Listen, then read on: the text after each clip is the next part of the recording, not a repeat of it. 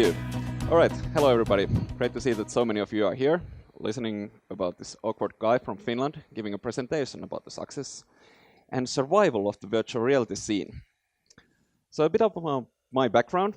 I have been developing games for the past 20 years. I don't know, some of you guys might have played games like Trials, for example, on Xbox and whatnot, PCs and so on. I was working on those. I did games for Mr. Good Living as a producer, outsourced a lot of stuff into Ukraine, so I've done some business with you guys too.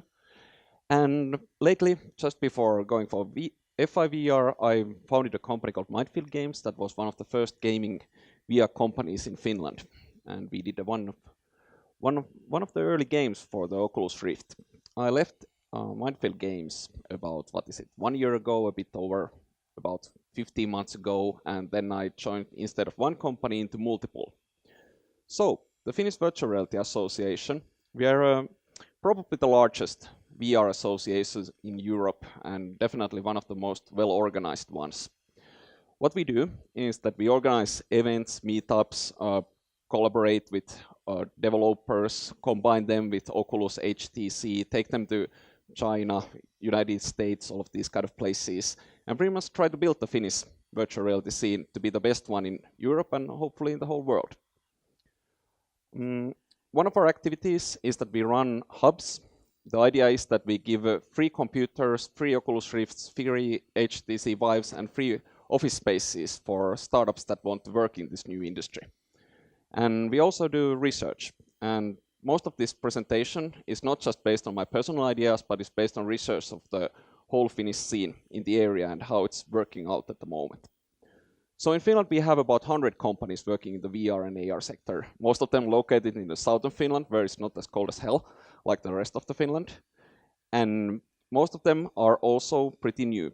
So almost all of the VR AR companies have been founded within the last 2 years. And almost all of them are also below 10 people, so quite small. Also on the financial side, it's pretty modest. So even though it was like 2 years ago about a 6 million euro business, which is like, you can multiply it with 32, I think, which is the current rate for Ukrainian currency.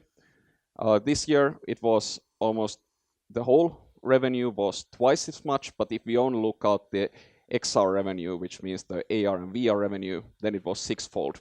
And for this year, it looks even better.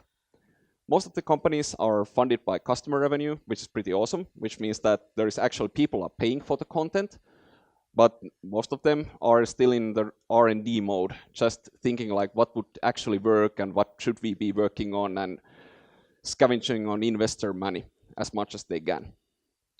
The sectors where most of the industry works in, it's pretty much everything. That's pretty much the funny thing about VR and AR, that even though it's a young market, there are companies in multiple different sectors. Anything from aerospace to maritime to heavy industry or real estate and training. So pretty much every industry in Finland is doing something in VR sector at the moment. And it's not only software, it's also services, like virtual reality arcades. We have already 3 different companies in Finland doing VR arcades, I think like 6, 7 gaming arcade halls. There is performance measurement companies. Some of you might know Umbro. It's involved directly into Unity 3D motor. That is the one that is used for most of the VR development. And one of the more famous new companies that we have in Finland is called Varjo. They are pretty much fixing the resolution problem. So it should be like 70 or 200-fold of the current technology that we have on the sharpness of the resolution that they are working on. Just like a few weeks ago, we released with Neo Games, which is our counterpart in Finland, where we do virtual reality and augmented reality. Neo Games does games. So we combined our forces and pretty much did a research on how does the game industry fare in the VR platform. How many, by the way, are you VR developers? Do I have even VR developers? Do you guys work in games? Games. All right, so this is definitely for you. You probably even know something that I'm going to say in a few minutes, but let's go for a time traveling thing and go into the early days of VR, like 4 years ago, ancient history. Those headsets at that point, they were pretty much like plastic wrappings of cell phones and some lenses, and a young kid becoming a billionaire like damn soon. And at that early stage, people were talking about like VR is definitely going to be something, games is going to be a huge game changer for games. And it was pretty clear, because if you play VR games, you actually find they're really, you dive deep into them and they give something totally new that you haven't seen ever before. And if you compare them to, say, mobile games, it's a totally different world. So instead of just creating something that we had done before, this was something totally new and something that's definitely going to change the gaming.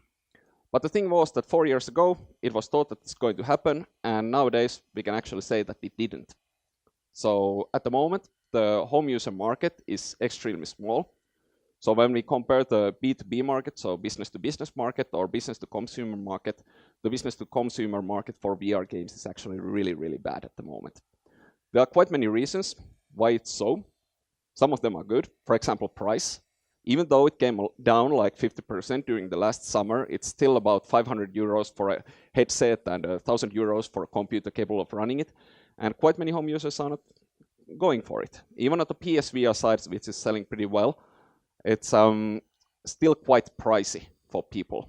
It's a bit beyond what people are willing to pay for it. Another one, which I think is a bigger thing, is the comfortability. I'm not talking about the cables so much, but I'm saying that how I love to play games. Let's say for Civilization, I love to play it so that I start playing it at 10 o'clock in the evening, and then one more turn, and then it's 6 a.m. in the morning, like 8-hour binge gaming. And in VR, say 1 hour of gaming or 2 hours of gaming, and your face starts to melt because it's so hot inside and it's really uncomfortable. It's not something you want to do a long time at the moment. So is it a good platform for games? At the moment, at least. And another one, people play for relaxation. If I just talk about how I play PC games, how I play mobile games, I just wait for the train or wait for a bus, just picking it out of my pocket and playing 1 second, and then I'm done. VR games, on the other hand, it's more like going to a gym practice or going to a hobby, like putting on my karate suit or my headset and deciding, now I really want to play these games. And that's actually totally opposite, like how people want to play games. It's not relaxing anymore. It takes an effort. So quite many people who already have bought the devices, they are not using them. They are just sitting on their shelves while they play on their PC or home console.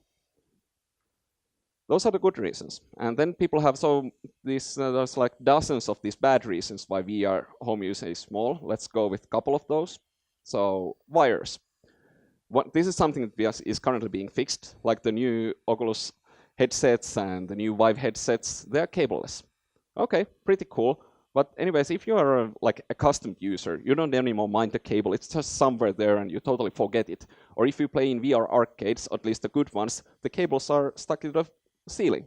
So it doesn't matter. But people still keep it as a big thing. I think that it's a bit of counterproductive that instead of putting a really good, powerful GPU into use and getting really good looking games, we are just making it cableless, which builds up latency and all other issues. Other one, this is a pretty what is the word in English? Well, let's say that controversial. Is resolution a big thing? Well, it matters for some stuff. If you want to read text or if you want to use small icons, the resolution is a real game killer at the moment because it's totally impossible to read anything comfortably in VR. But for most of the games, it doesn't actually matter. You see the character coming around, the resolution is good enough, at least on the current devices. I'm not saying it was good enough on the DK1 or the early Oculuses, but the HTC Vive, it's okay. You can play most of the games that exist. You cannot play games that have a lot of small text, but it's just a design issue. It's a fixable thing. And this is a fun thing that is definitely going to stay, because even though the resolution gets better, people still will continue about the resolution until we hit the same resolution what the eye has. And even then, I think some people are going to, is that meaning that I still have 10 minutes left or 10 minutes left? Fantastic. I can run it through. All right. And then, of course, some people say, there are no good games in VR. I'll buy it when it has good games. It's a really good reasoning, unless you have ever opened Steam, for example. If you open Steam and check out, well, what is this thing called Superhot, for example? Well, it's a damn good game. Or raw data, it's filled with those. So it's a mech reason. All right. Then back to the research. So these are some of the findings that we came through when we interviewed multiple Finnish game developers, Finnish VR and AR developers. One of them is that the VR market is currently for B2B, tool development and technology. And the B2C content, so developing games and selling them through Steam, is actually not really profitable. I was originally thinking that the arcades could probably fix this, that even though the home users don't buy the games, they will go to VR arcades and play the games through there. But then we come into another issue, a totally new form of piracy. So the gaming arcade buys one license of your game and plays it for thousands of people. And it's like super hard for you to figure out that this is happening. You have just this really fan of your game who is playing it 24/7 all the time.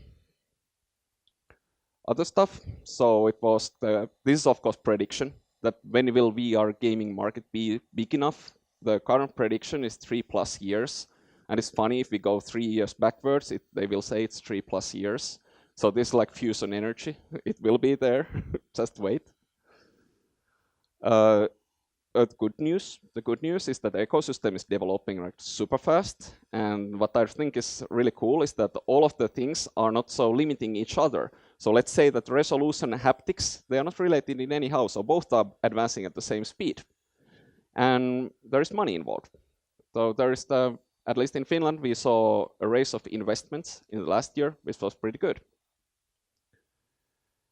And more of the search, it was also that for the serious gaming side, VR might provide something like really interesting. Yep, and of course, China. If you want to market in China, be prepared. It's a totally different market, but they are pushing a lot into this area. They had this because it's a Politburo thing, they put these 5-year plans, and there are 2 things for the next 5 years plans is the artificial intelligence and virtual reality. So that's actually what they're pushing their money into. Even though they lowered a bit the money last year, they are still a big player. But as a game developer, where is your actual possibilities? Where I said that the business to consumer side is really bad, the business to business is actually pretty interesting. We have seen like several different kind of companies moving into the VR sector of business to business. One of them are of course these big tech companies. You know them in Ukraine, in Finland we have companies like Tietosiili and whatnot, but pretty much they just develop software for a customer that buys it. Those ones are actually missing the artistic skills. They're also missing the user experience skills. And if you're a game developer, that's pretty much like 50% of your experience. You know what is fun, what is interesting, what is nice to use, and so on. These guys don't. On the other end of the spectrum, we have the advertisement agencies that are now pushing there. Like marketing is super big in B2B of VR. But what they are missing on the other hand, they can create the most amazing looking 3D models or nice video experiences and so on. But what they don't have technical skills to do actual, say, Unity development, for example. Some of them are moving there, but really slowly. Where in the game developers, they are in the Goldilocks zone. They actually have all the skills that you require to develop B2B software. So what we concluded as our final findings is that the full cockroach mode, which some developers have taken, which means pretty much like burn everything and eat rice noodles and don't do anything and just wait that the world will go forward. It's not advisable because you will not develop your skills that are actually needed. You need to keep yourself really on the edge of the technology because it's moving super fast. And if you leave it for 6 months, you will be totally out what is happening in the business. You have a clear advantage as a game developer in the market of business to business, and actually creating business to business software for VR feels more like making a game than making a free-to-play mobile game. Somebody can argue against me on that one, but at least that's my personal opinion. And of course, the clear advantage on UI and human-computer interface. And also, while you develop the business to business applications, which is our key suggestion as a survival mechanic for the game developers on VR and AR, you are actually building on your skills that you will need on the side. Can you show me one of those things? And how much do I have time? 4. All right, because my next slide was the thank you. And then we have 4 minutes for questions.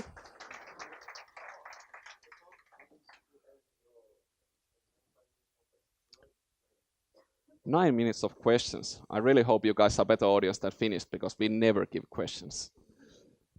All right, shoot. All right. I have a Excellent. question. So what do you think about the new Windows devices which just released? the Windows mixed reality devices? Oh, the Windows mixed reality devices, they're pretty cool. They do a lot of good stuff, like they use the HoloLens mechanics for the spatial mapping, which I think is pretty awesome because that gives out the cables, but not because you are not out of the cables, but you are actually free to roam around. It's pretty much building the void, if you guys know the VR arcade where you can just put on your headsets with your friends and start shooting zombies that come inside from the walls.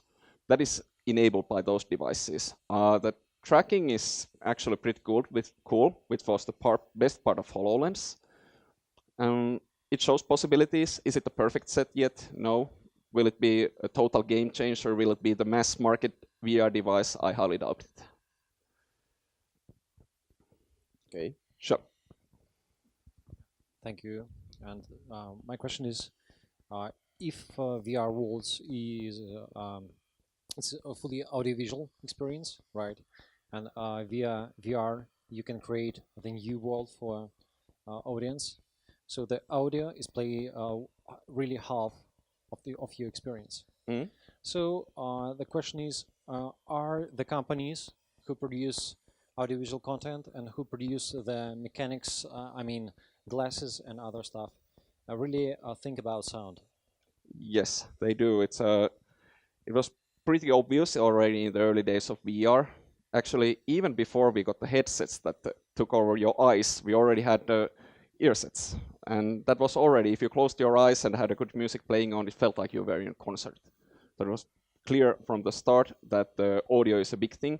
And for example, Unity has been building a lot on top of that. So they are focusing on it. And of course, if you look at the headsets, like physically what they are starting to have their own what is the thing called in English? Korvakuulokkeet. Nico, help me out. Headphones, thank you. Yeah, it's my ultimate translator there. So headphones are starting to be a part of the devices. So I think they pretty much understand that it's super important. It's one of those, well, the more of the senses we can take over, the better the virtual reality experience will be. And if we create like shitty eye views, it will be as bad as creating bad audio. Yeah. Thank you. More questions, please? Hi. How do you think what genre will be the most popular in the VR? Shooter or some another quest, for example? Ooh. How do you think? What would be well, when you look at the development of VR games, they have all the time they have had this kind of trends that people push forward. The first trend was roller coasters, that somebody made one VR roller coaster and suddenly you had like thousands of them. The next thing was horror. So we got the first VR horror game and then it was filled with horror games. Now I think the current stuff is because now that we got the hand controllers, you had developers looking at these controllers in their hands like, what could these be? And now you have, or everybody's making shooters. So shooters is the thing, but where's the actual? I think the actual money it's in social. I think the social multiplayer will be the big driver. Whatever genre you put into it, but you're playing with your friends who are split around the world, but actually you're feeling that you are inside the same room with them. I think on the social multiplayer side will be the actual game changer after it gets far enough. What genre? I have no idea. Probably it's shooter, probably it's some weird form of strategy, something that we already have but transformed into the new platform.